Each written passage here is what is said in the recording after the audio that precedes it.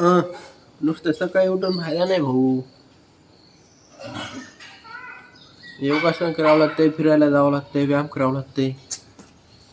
हो मी उठलोय आता, चाललोय. कॉलनीच्या रोडवर पण चालू शकता, नाहीतर टेरेसवर पण जमेल.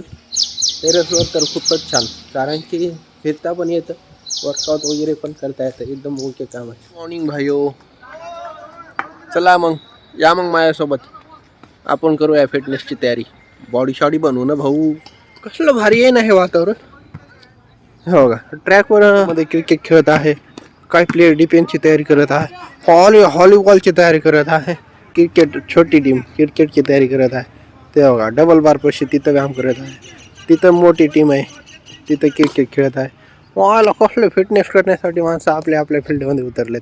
मस्त है भाई. मिस्टर कपूर ये भी दौड़ रहा है भाई, ये भी फिटनेस की तैयारी. आपका बहुत ऐप्स आ गए उसके दो चार.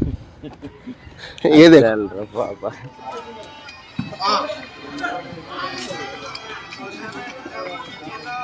हे पण म्हणाले माझी हाईट वाढायला, मला वाढवायची आहे.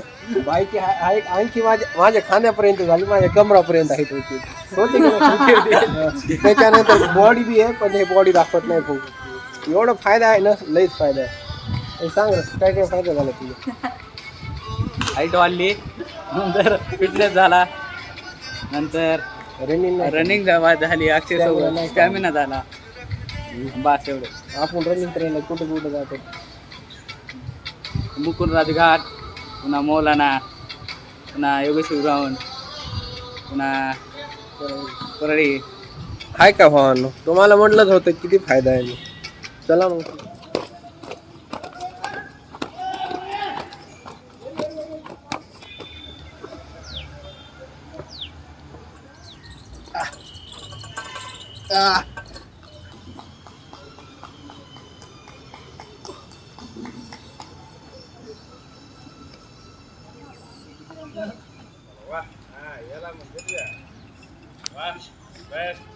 वा वायला पोरग तर लयच करामती गेली. आईला भारीच की. वा वा वा वा वा वा. चला तर मित्रांनो, ग्राउंड वगैरे झालं, फिटनेस वगैरे मस्त बनवली. मी तर फिटनेस बनवले, पण तुम्ही कधी बनवणार आहे? चला तयारीला लागा आणि आजपासून ग्राउंड करायला सुरुवात करा. चला मग फिटनेस वगैरे बनवायला चला मग.